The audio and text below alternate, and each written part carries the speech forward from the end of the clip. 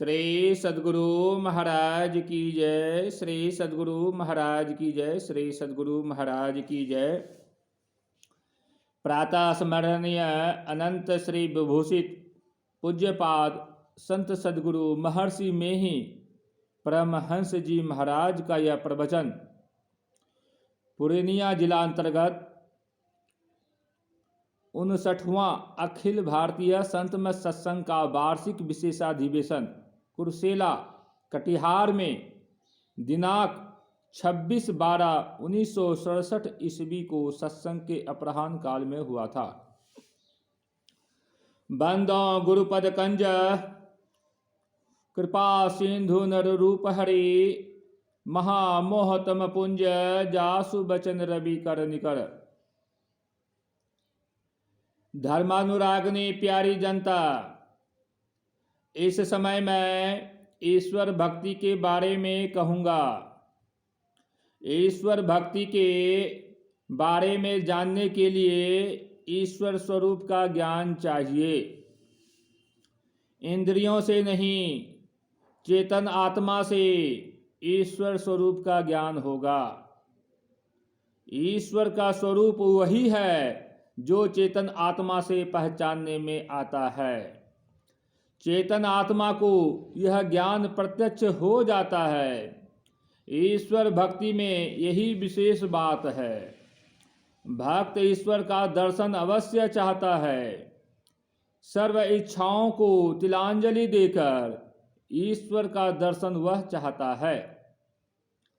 ईश्वर दर्शन के वास्ते जो काम करना है वही ईश्वर की भक्ति है। पहला काम यही है कि ज्ञान प्राप्त करो। केवल सांसारिक ज्ञान नहीं, सांसारिक ज्ञान के सहित अध्यात्म ज्ञान भी प्राप्त करो।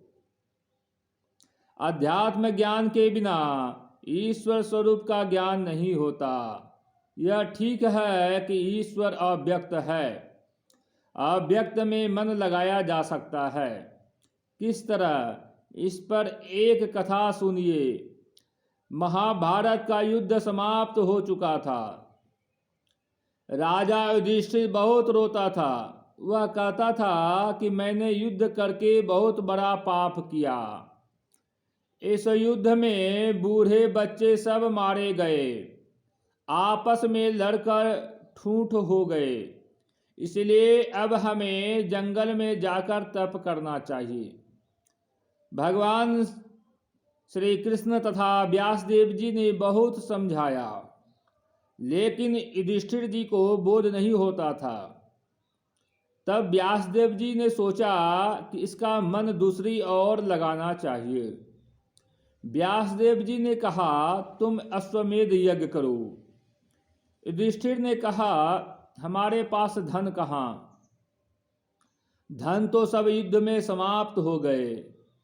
व्यासदेव जी ने कहा, तुम नहीं जानते हो, तुम्हारे लिए धन अव्यक्त है।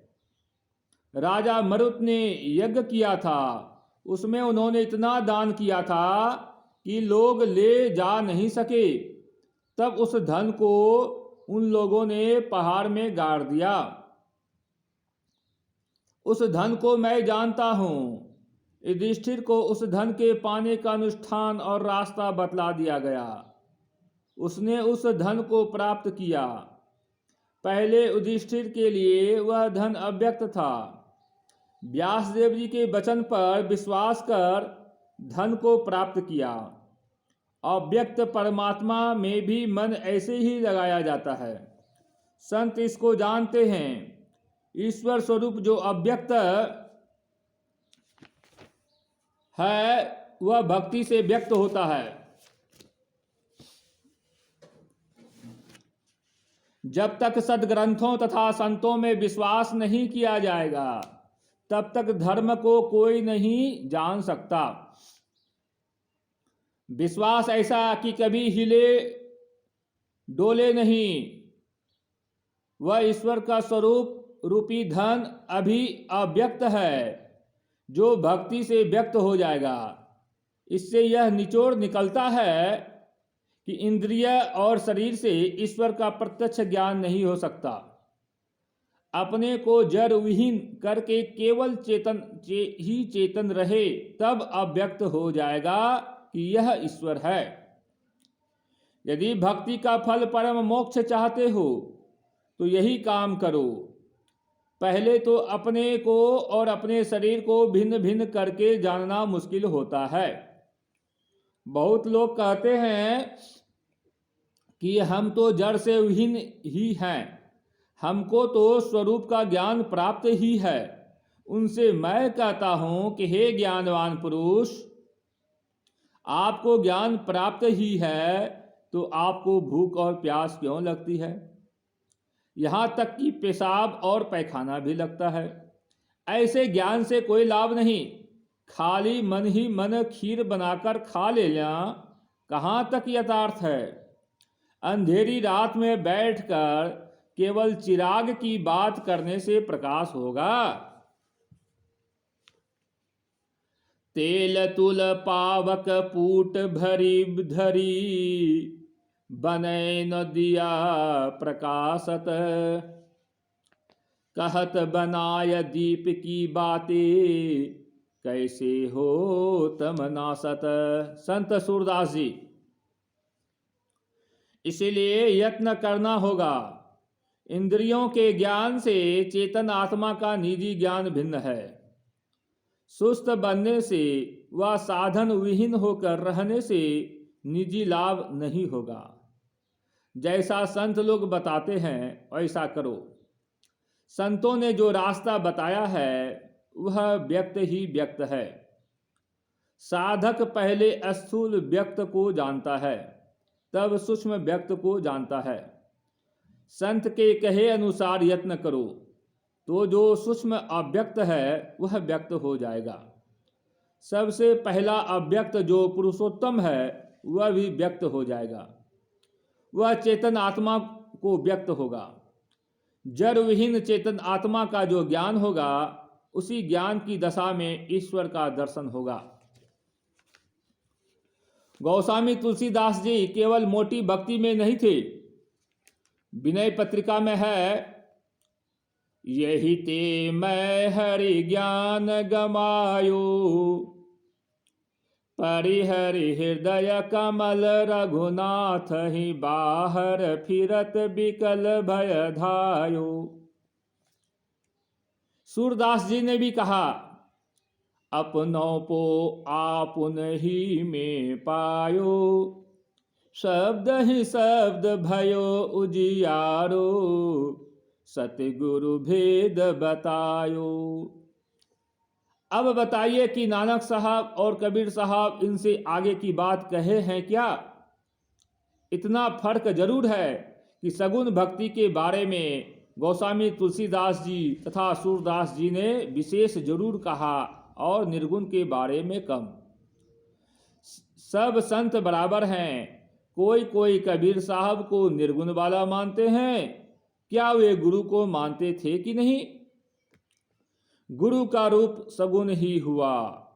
ईसाई बनो तब भी गुरु है, इस्लामी बनो तब भी गुरु है। जितने ईश्वर को मानने वाले हैं सब में गुरु है। जितने संप्रदाय हैं सब में गुरु है। ईश्वर को नहीं मानने वाले नास्तिक को भी गुरु है। जब से लोगों ने गुरु को मानने वाले की प्रतिष्ठा में कम स्थान दिया है, तब से लोग भूले हैं। गुरु सगुण ही है। कबीर साहब कहते हैं, मूल ध्यान गुरु रूप है, मूल पूजा गुरु पाँव, मूल नाम गुरु वचन है, मूल सत्य सतभाव। गुरु नानक साहब ने कहा, गुरु की मूर्ति मन में ही ध्यान। ये सब कैसे बिल्कुल निर्गुण वाले हो गए? जप, प्रार्थना सगुण उपासना है। जितने संत हुए किसी न किसी तरह से सगुण उपासना करके ही निर्गुण तत्व को प्राप्त किए हैं। तमाम संसार के विश्वविद्यालयों का पाठ समाप्त करके आवे, निर्गुण बोल नहीं सकते। निर्गुण शब्द जिह्वा पर नहीं आ सकता। अमृतनाथ उपनिषद में आया है, अघोषम अव्यंजनम अस्वरम च अकंठ तालवोष्ठ मनासिकम च अरेफ जातम उभयोष्ठम वर्जितम यदक्षरम न क्षरते कदाचित। गोस्वामी तुलसीदास जी भी निर्गुण नाम जानते थे। मानस जप, मानस ध्यान, प्राणायाम, ये सब सगुण उपासना है। निर्गुण उपासना के लिए प्राणायाम से बारीक काम करना होगा, सो ध्यान है। प्राणायाम के बाद प्रत्याहार है। प्रत्याहार में मन पिछड़ जाता है, लेकिन बारंबार कोशिश करते रहो, कुछ न कुछ ठहराव अवश्य होगा। करत करत अभ्यास ते जरमति होत सुजान, रसरी आवत जात ते सिल पर परत निशान। अल्प से अल्प ठहराव को धारणा कहते हैं। इसमें जब गहराई आवेगी तो ध्यान होगा। ध्यान के बाद समाधि होती है, इसी में योग समाप्त होगा। जब तक समाधि नहीं होगी तब तक योग समाप्त नहीं होगा। संतगण कहते हैं केवल ध्यान करो। प्राणायाम के कष्टों से बचकर केवल ध्यान से भी काम हो जाता है। गीता के 6 अध्याय में केवल ध्यान योग का ही वर्णन है। इस योग के शुरू करने वाले को उल्टा फल नहीं मिलता। इस योग के, ध्यान योग के शुरू करने वाले को उल्टा फल नहीं मिलता है। यह ध्यान योग महाभय से बचाता है। इसका थोड़ा अभ्यास भी महाभय से बचाता है। इसके आरंभ का नाश नहीं होता। ध्यान योग का सीधा फल है ईश्वर की प्राप्ति। महाभय क्या है? ऊंचे व अनपढ़े में से किसी को कहा जाए कि तुम हाथी हो जा, घोड़ा हो जा, तो देखिए क्या कहता है। और यदि गधा का नाम कहा जाए तो मार ही हो जाए। मनुष्य देह के अतिरिक्त कोई भी देह मिले महाभय है। हाथी बनिएगा तो विवशता है, सिंह बनिएगा तो भी विवशता है। इस योग का जो थोड़ा भी अभ्यास करेगा तो मनुष्य शरीर अवश्य मिलेगा। इस ध्यान योग का जो थोड़ा भी अभ्यास करेगा तो मनुष्य शरीर अवश्य मिलेगा। यह संस्कार रविदास जी में पड़ा, वह संत हो गए। स्वपच जी भक्त थे, इनका भगवान ने भी आदर किया।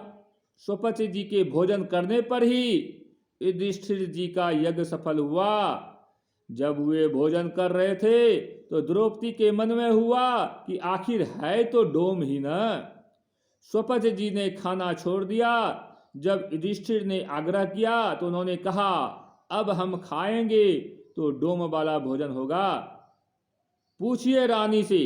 द्रौपदी से पूछा गया तो कहा कि हाँ, मेरे मन में ऐसा ख्याल हुआ था। सबरी को देखिए, साधुओं से वरदान मांगकर नीच कुल में गई। असल में उनका नाम श्रमणी था। सबर कुल में जन्म हुआ, इसलिए सबरी कहलाई। नीच कुल में भी ऊंच पाए गए। असल में इसी भजन अभ्यास से भक्ति योग ऐसा है कि वह छोड़ेगा नहीं। भक्ति बीज बिन से नहीं जो जुग जाय अनंत, ऊंच नीच घर जन्म ले तो संत को संत। भक्ति बीज पलटे नहीं आए परे जो चोल, कंचन जो बिष्ठा परे घटे न ताको मोल। कबीर साहब, भगवान बुद्ध ने पहले कठोर तप किया, बाद में ध्यान किया। एक ही रात में उनको सारी अनुभूतियां हो गई। उनका शिष्य जिसका नाम देवदत्त था, वह कठोर कठोर नियम बनाकर लाता। भगवान ने कहा इस कठोर नियम को मानता हूं, लेकिन सहज में भी लोग कर सकते हैं। जिनको जो मंजूर होगा सो करेंगे। भगवान बुद्ध के नहीं मानने पर उनसे देवदत्त द्रोह करने लगा। ध्यान योग सबसे होने योग्य है, चाहे वह हल जोतने वाला ही क्यों न हो। जो एक शब्द भी नहीं जानता उससे भी ध्यान होगा। ऐसी सेवक सेवा करे जिसका ज्योतिष आगे धरे। ईश्वर की सेवा भक्त ऐसी करे कि जिसका जीव उसके आगे धरे। सब आवरणों को पार कर जाना ही है, जिसका जीव तिसु आगे धरे। इस मार्ग पर चलो, अंदर मार्ग पर चलना परम भक्ति है। मुझको इस पर बहुत मजबूती है।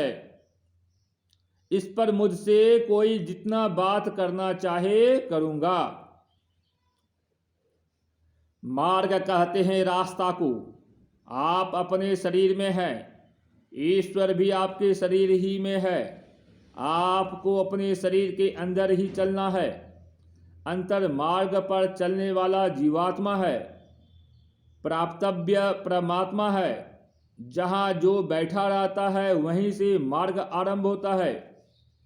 जगने की अवस्था में जीव आँख में रहता है, स्वप्न में कंठ में और गहरी नींद में हृदय में। तीन अवस्थाओं में रहने के कारण तीन स्थानों में जाते आते रहते हैं। आँख से ऊपर तुरीय अवस्था है,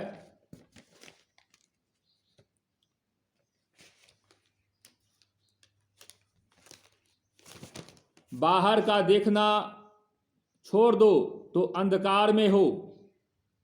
इससे उल्टी बात मानने योग्य नहीं। ईश्वर के पास जाने के लिए यहीं से रास्ते पर चढ़ना होगा। जो इस रास्ते पर चढ़ेगा वह जागृत, स्वप्न और सुषुप्ति में नहीं रहेगा। तुरीय अवस्था का जहाँ अंत हो जाता है वहीं ईश्वर का दर्शन हो जाता है। यह भक्ति का पूरा रास्ता है। यह अंदर का रास्ता एक ही एक है। इस पर विद्वान और विद्वान सभी चल सकते हैं, कोई रोक टोक नहीं। आपके अंदर ज्योति है और शब्द है।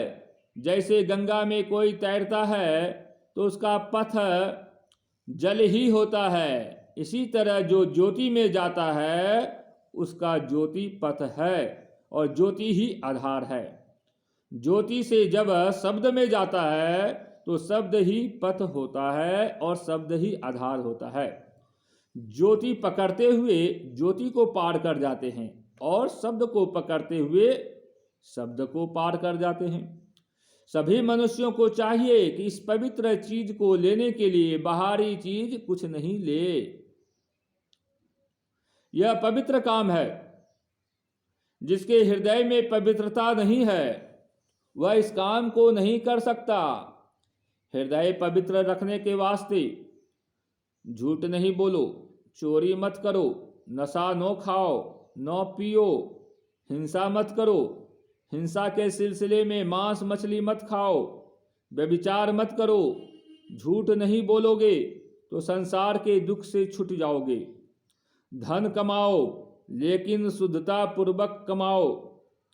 तृष्णा को कम कर देना है। जो थोड़े में संतोष रखता है वह साधन कर सकता है। यहाँ जिनको पंडाल में जगह नहीं मिली वे लोग बाहर में ही इस कड़ाके की जाड़े में सो जाते हैं। कोई पूरी मिठाई खाते हैं और कोई सत्तू ही खाते हैं। कोई पूरी मिठाई खाने के लिए अपने मन को पाप में मत डुबो। कोई पूरी मिठाई खाने के लिए अपने मन को पाप में मत डुबाओ। धन को बुरी तरह कमाना यह आपको हानि में पहुंचा देगा। इसमें बहुतों को बड़े बड़े को धक्का लगा। बुरे तरीके से कौन छुड़ावेगा। हम लोगों को विश्वास है कि ईश्वर भक्ति में जाएं तो बुरी तरीके से छूट जाएं। बुरे कर्म से भक्ति द्वारा बचिएगा। संतोष परम लाभ है। लोभ लालच से मन को बचा बचा कर रखो। दुष्ट कर्म से बचना कानून के डंडे से नहीं होता है। आजकल देश में दुष्ट कर्म का तांडव नृत्य हो रहा है। सब लोग भक्ति के पक्ष में आ जाएं तो आपके देश में शांति विराजने लगेगी, तब स्वराज्य में सुराज आ जाएगा। महात्मा गांधी भक्त लोग थे। वे कितने सच्चे थे। जिस समय वे वकालत करते थे तो लोग जानते थे कि गांधी जी झूठा मुकदमा नहीं लेते हैं। संजोगवश एक मुकदमे की झूठाई गांधी जी को मालूम हो गई। उन्होंने हाकिम को कहा कि हमने जो इस केस में बहस किया था सो सब झूठा है। कहने का मतलब यह है कि भक्ति के पक्ष में आने से देश से दुष्ट कर्म भाग जाएगा। सदाचार के पालन से ही अध्यात्म पथ में गमन होगा। सभी को भक्ति पक्ष में आना चाहिए। मोटी भक्ति से आरंभ करके पराभक्ति तक आना चाहिए। सुंदरदास जी ने कहा है कि श्रवण बिना धुनि सुने, नयन बिनु रूप निहारे, रसना बिनु उच्चरे, प्रशंसा बहु विस्तारे, नृत्य चरण बिनु करे, हस्त बिनु ताल बजावे, अंग बिना मिली संग, बहुत आनंद बढ़ावे, बिनु शीश नबे जहाँ सेव्य को, सेवक भाव लिए रहे, मिली परमात्म सोयात्मा, पराभक्ति सुंदर कहे। यह पराभक्ति है।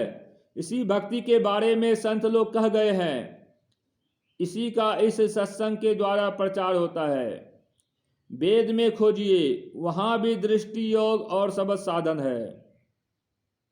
इसमें मेरा दिल मजबूत हो गया है। संतों का मार्ग बहुत उत्तम है। साधन करने में जिनसे जितना सधे उतना अवश्य करो, छोड़ो मत। यह आपको मुक्ति दिलाकर ही छोड़ेगा। अब सत्संग समाप्त होने पर सब लोग अपने अपने घर को जाएंगे। सत्संग कराने वाले तथा सत्संग में आने वाले सब लोगों को मैं बहुत बहुत धन्यवाद देता हूँ। इसमें जिन्होंने जितना लगाया उन्होंने उतना ही पुण्य अर्जन किया, बहुत बहुत भक्ति का हिस्सा लिया। इसके लिए सब लोगों को बहुत बहुत धन्यवाद। श्री सद्गुरु महाराज की जय।